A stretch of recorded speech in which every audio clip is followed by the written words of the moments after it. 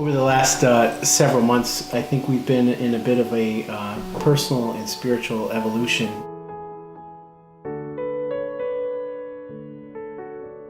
The building project was sort of at the forefront of certainly what we all were thinking this was about, but it really ended up being about vision and about who we are as a church and the core values of the church and what is God calling us to. And that, of course, became very personal in our own home. Our giving story really has to begin, we have to go back a ways to before we were married. In my middle 20s, I had a significant amount of debt, and at the time was trying everything that I could do to get out of debt. I didn't want to do the bankruptcy thing. I had a cousin who'd been pretty successful financially. He's about 15 years older than me. We got together and I was sharing with him just my financial situation and sort of the woes of that, and he challenged me on some budgeting things, and in addition he asked me how I was doing with tithing and giving of my first fruits to the Lord.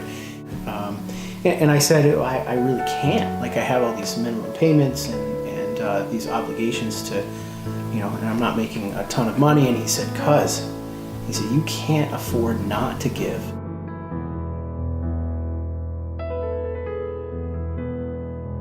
And explained that his relative financial success was directly related to when he started to give the Lord his due.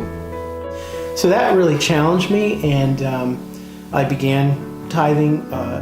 For a long time, most of our tithes and offerings have gone to places other than GBC, missionary friends, sponsor kids, things like that.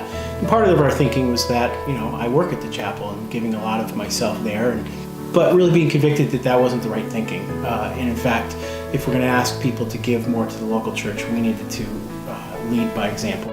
What's happened since is now it's really about how can we do more because we're so excited, and the joy of that, and it's a mindset shift that's really hard to articulate, but it's moved from again sort of the right thing to do to this thing that we get to do. So for me, it's been a little bit more mechanical, but for you, it's been really a spiritual journey. It has been a journey with God for me. I've always struggled a little bit with trusting God with money, and it's caused some anxiety with me. Where do you find your safety and your security? And when my thought immediately went to, well, when there's money in my bank account, I was like, oh man, I'm a little off there. But I was comfortable giving what was comfortable in our budget, and I would do that cheerfully.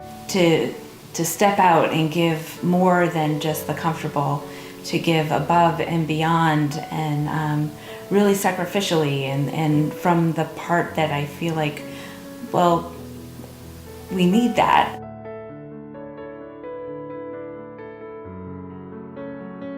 But he is so good, and he has really been bringing me through this time and working on my heart, and it's really caused me to trust in him in a deeper way and really rely on him, and it's really deepened my fellowship with him and my connection with him.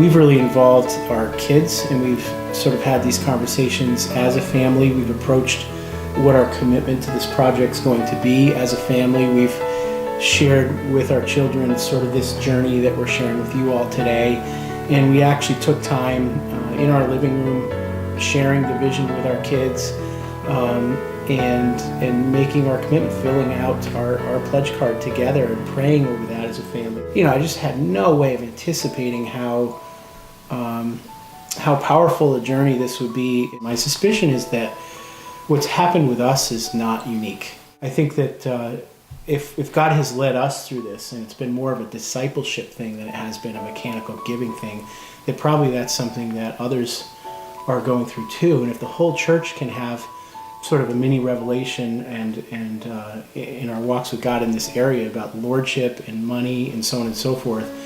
It's just amazing how little we're talking about the actual building and the project, and it's become this whole other thing that's been. So we're just excited to see how that will multiply throughout the congregation as God and specifically the Holy Spirit draws us into this relational dance about finances and faith and Jesus having lordship over our budgets and those kinds of things. And I think this is just the beginning.